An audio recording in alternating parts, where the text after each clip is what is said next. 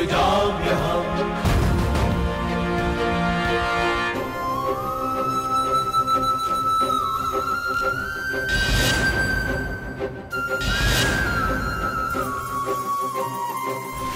परित्राणाय साधूनां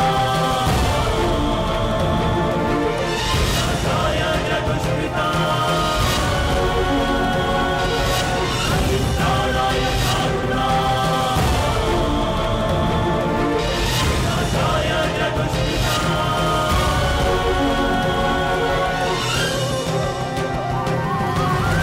सर्वसंस्थापनार्थाय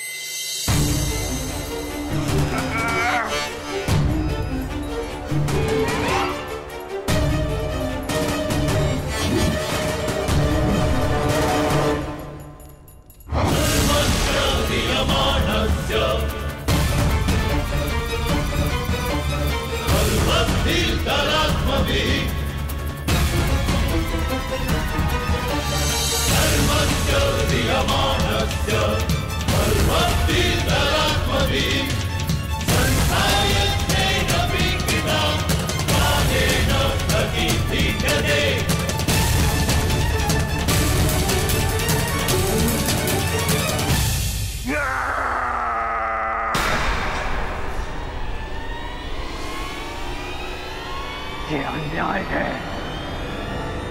ये छल है।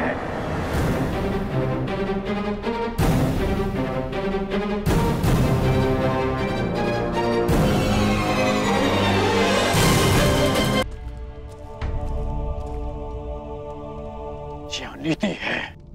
कैसी अनीति अंगराज? मल्ल युद्ध जरासंध ने स्वीकारा और नियम यही था कि युद्ध दोनों में से एक योद्धा की पराजय स्वीकारने तक या मृत्यु तक होता रहेगा। जरासंध ने पराजय स्वीकारी नहीं, अंततः उसे मृत्यु प्राप्त हुई। अकारण किसी का वध करना, क्या ये अनीति नहीं?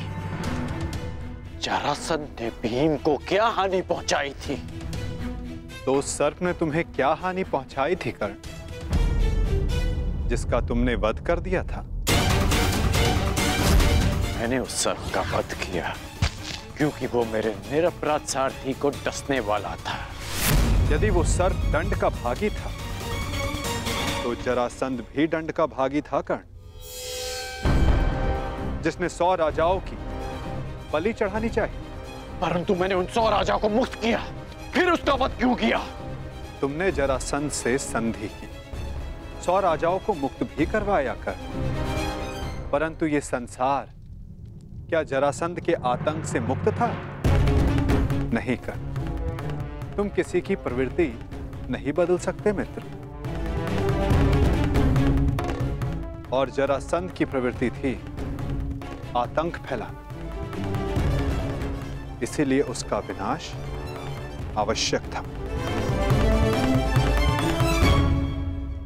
मैं अपने ज्येष्ठ भ्राता महाराज युधिष्ठिर की ओर से यह घोषणा करता हूं कि आज आप जरासंध के आतंक से सदा सदा के लिए मुक्त हुए। महाराज युधिष्ठिर की जय, वासुदेव कृष्ण की जय, महाराज युधिष्ठिर की जय, वासुदेव कृष्ण की जय। हम सब आपके आभारी हैं महावीर अर्जुन। हम सब अपने आप को महाराज युधिष्ठिर के अधीन स्वीकार करते हैं। जो अधीन हो वो दास होता है, और हमें दास नहीं, आपकी मित्रता चाहिए। महाराज युधिष्ठिर की जय! महाराज युधिष्ठिर की जय! इन लोगों ने अपना चयन कर लिया है अंगराज, और मुझे उस पल की प्रतीक्षा है जब तुम उचित चयन करोगे कर्ण।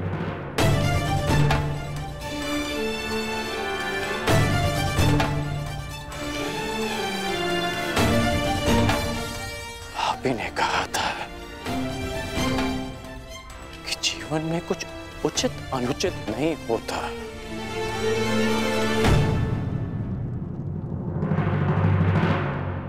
अब समझ में आया कि ऐसा क्यों कहा था। यदि कुछ है तो वो है कर्म, और आपके कर्म के परिणाम, और मेरे कर्म मेरी दृष्टिकोण में उचित हैं, और आपके कर्म आपकी दृष्टिकोण में। अद्भुत। तुम मुझे कभी चकित करने में असफल नहीं होते मित्र। प्रत्येक बार तुमसे मिलकर तुम्हारे लिए मेरा सम्मान और अधिक बढ़ जाता है। वासुदेव, मैं आपको सावधान करता हूं कि जिनकी सहायता और उत्थान के लिए आप ये प्रयास कर रहे हैं, कि जिनके पक्ष में आप मुझे ले जाना चाहते हैं, एक दिन वही आपका सम्मान भंग करेंगे, आपको लज्जित करेंगे।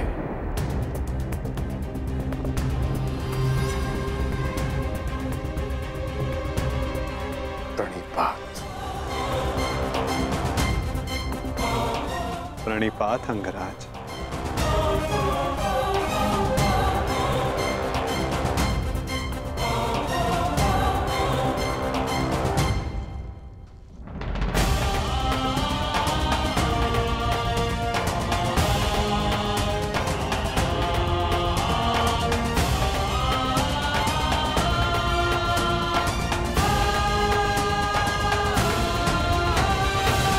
वासुदेव,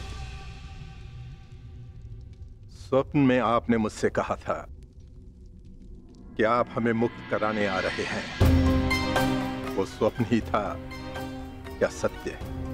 मनुष्य के स्वप्न ही उसके भविष्य का, उसके अस्तित्व का परिचय होते हैं भद्र विश्वकर्मा। यदि मनुष्य स्वप्न देखेगा नहीं तो उन्हें पूर्ण करने की चेष्टा कैसे करेगा? स्वप्न हमें चेष्टा की प्रेरणा देते हैं। अवश्य आपका स्वप्न एक सत्य था भद्र। जरासंध के अत्याचारों से हमें मुक्त कराकर आपने हमारे प्राणों की रक्षा की है। आपके उपकार को मैं कैसे चुकाऊंगा? एक भूमि को श्राप मुक्त करके।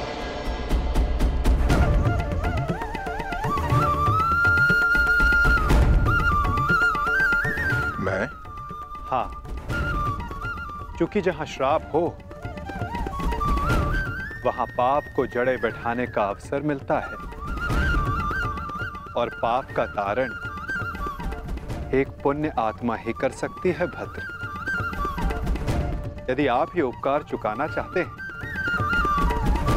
तो आपको युधिष्ठिर के राज खांडवप्रस्थ के श्राप को हरना होगा, और यदि नहीं तो भी यह आपकी इच्छा पर निर्भर करता है। निर्णय आपका है भद्र।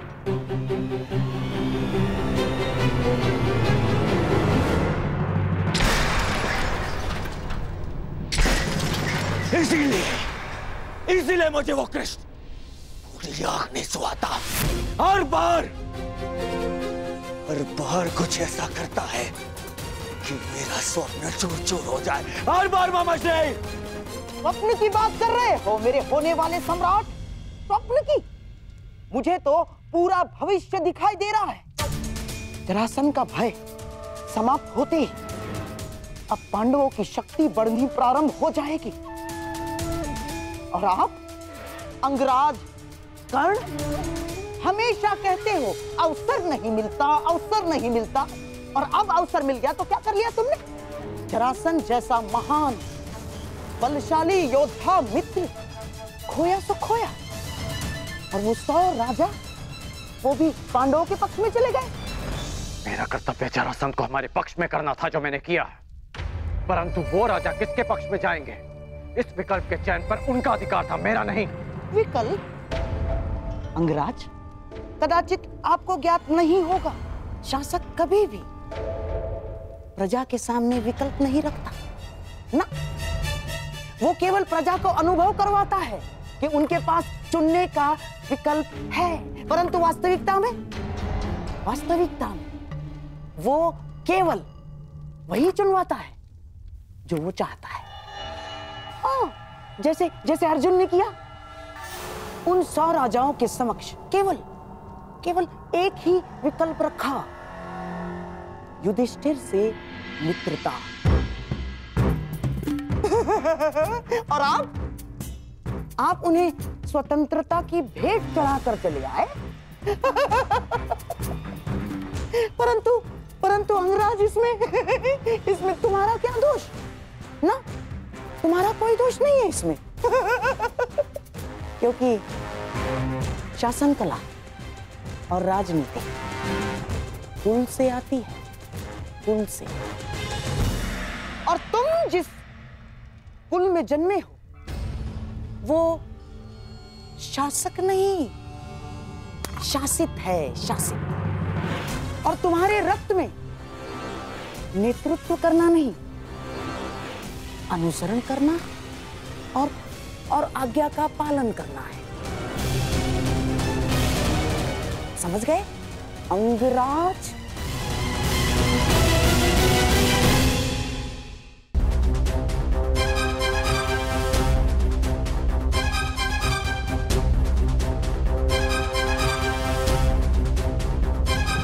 मुझे प्रसन्नता है कि मेरा जन्म उस कुल में हुआ जहां रथ चक्र बनाए जाते हैं, कुचक्र नहीं, जहां आज्ञा का पालन किया जाता है, षड्यंत्र नहीं। मित्र दुर्योधन ने जो मुझसे कहा, मैंने उसका अनुसरण किया, षड्यंत्र नहीं। बस मामाश्री, वहां वो पांडव अपना बल बढ़ा रहे हैं और आप मेरे मित्र का अपमान कर रहे हैं मामाश्री। धन्य हो मेरे होने वाले सम्राट। यहां तुम्हारा मित्र तुम्हारा भविष्य पांडवों की झोली में डालकर चला आया और तुम मान और अपमान को लेकर बैठ गए। परंतु अब मैं दर्शक बनकर नहीं बैठूंगा ना। अब इस खेल की कमान मैं संभालूंगा। उस वासुदेव कृष्ण के इस छल का उत्तर मैं भी छल से ही दूंगा। वासुदेव,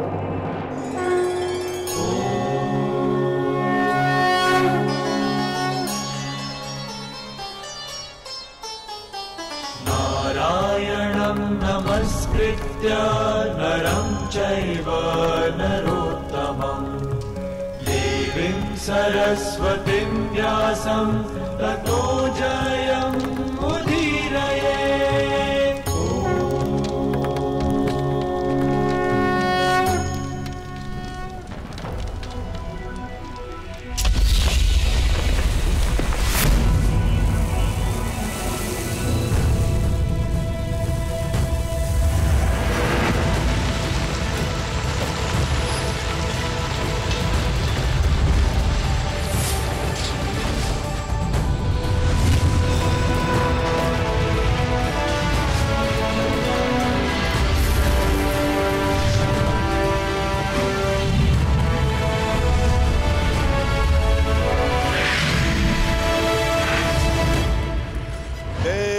महाराज इंद्र के आशीर्वाद से निर्मित ये भव्य नगर इंद्रप्रस्थ कहलाएगा।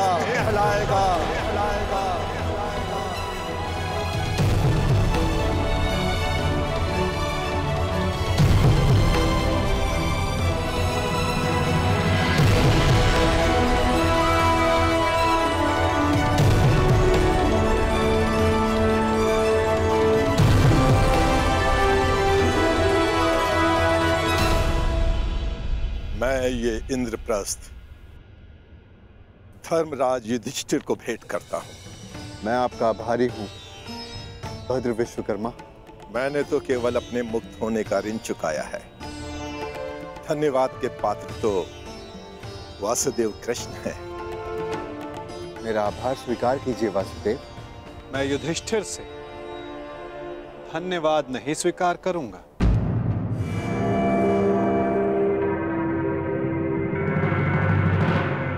क्यों वासुदेव?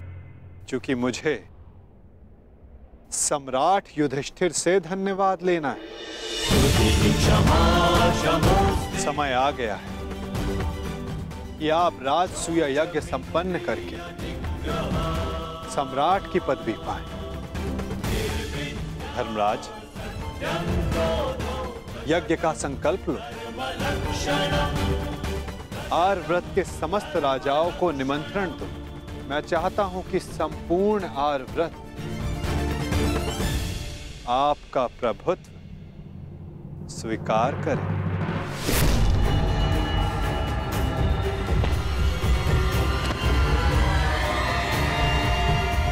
वो महाअभिमानी भी जिन्हें लगता है कि पूरे संसार में उनका कोई तोड़ नहीं।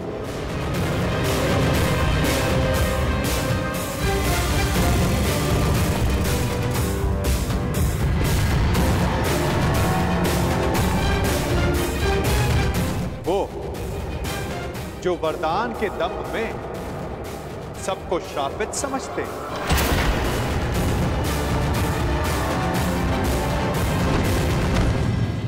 वो जिनका प्रारब्ध इस राजसूय यज्ञ से जुड़ा है। आइए आइए छेदी नरेश, स्वागत है आपका।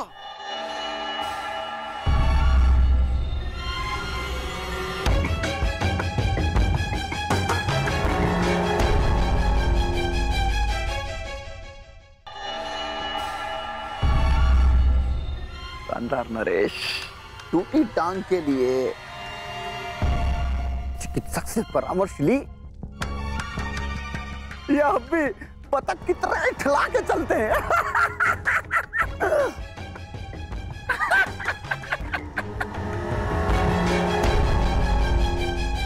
केश जितने श्वेत हो रहे हैं, दंत पंक्ति उतनी ही काली होती जा रही है। छेदी नरेश, कदाचित आप भूल रहे हैं कि आप किसका उपहास कर रहे हैं।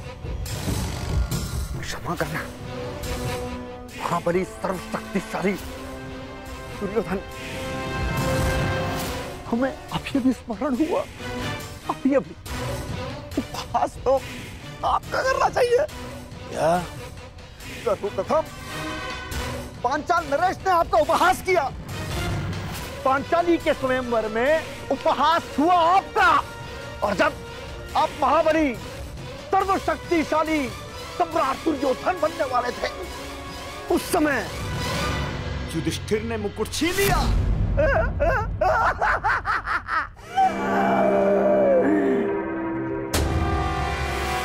और जब तुम युवराज बने, तब तक युधिष्ठिर राजा बन चुका था। राजा! कहावत याद आई, धोबी का श्वान न घर का न घाट का। बस क्षमा करना, मत करना। मैं मूर्ख हूं, दुष्ट हूं, अस्त्र शक्तिशाली है।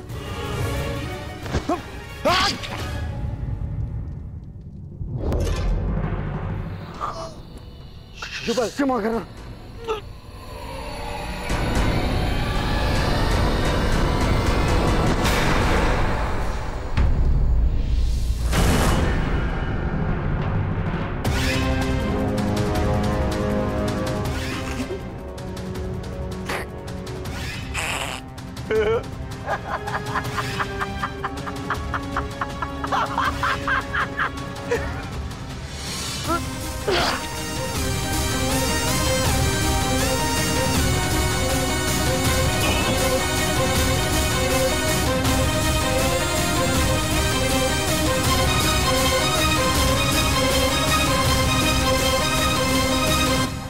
समझ में आया मेरे होने वाले सम्राट?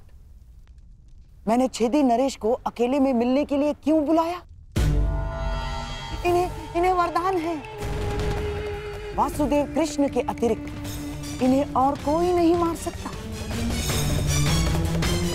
हाँ, और वासुदेव कृष्ण भी इनका वध तभी कर सकते हैं जब ये उनके समक्ष 100 अपराध पूर्ण ना कर लें।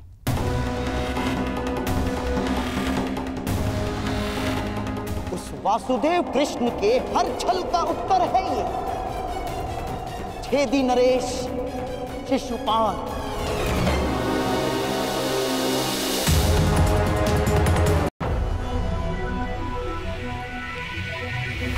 ये माया महल है वासुदेव।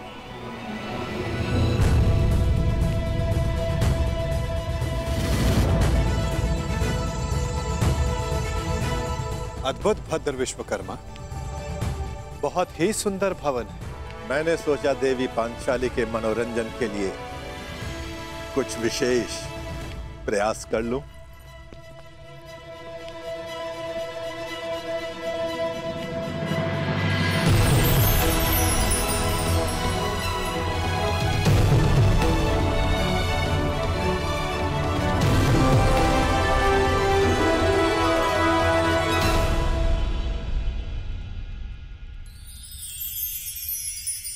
यहां जो जैसा दिखाई दे रहा है वो वैसा कदापि नहीं है।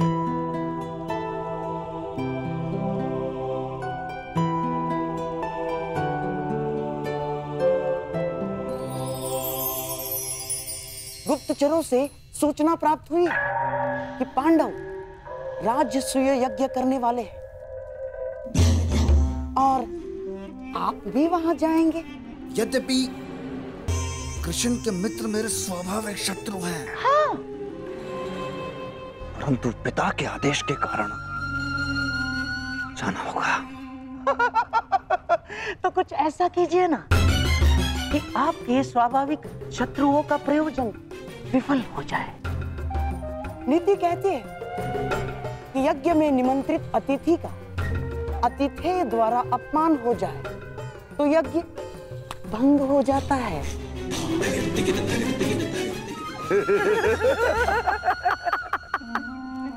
शिशुपाल, ये तो अत्यंत सरल कार्य है। गांधार नरेश, आपने तो वो कार्य बता दिया इसमें मुझे सर्वाधिक आनंद की अनुभूति होती है। अपमान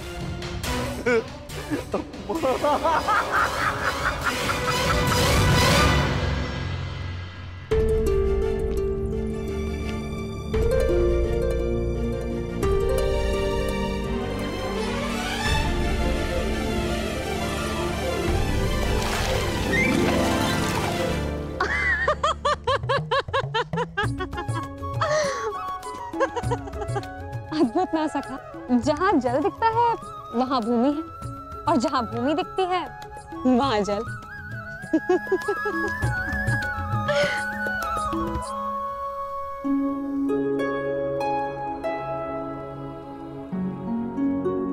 सखा,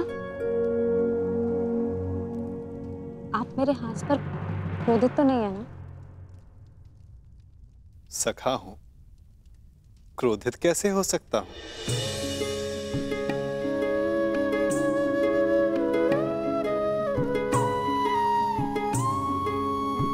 परंतु कदाचित कोई और क्रोधित ना हो जाए। प्रणिपात माता। निमंत्रण भेजे जाने के लिए प्रस्तुत है।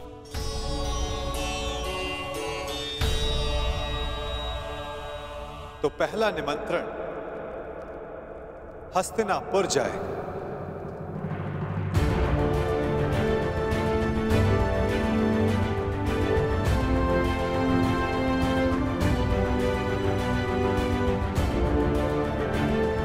क्या हुआ पार्थ? कुछ व्यथित दिखाई देते हो। हाँ माता, शंका है कि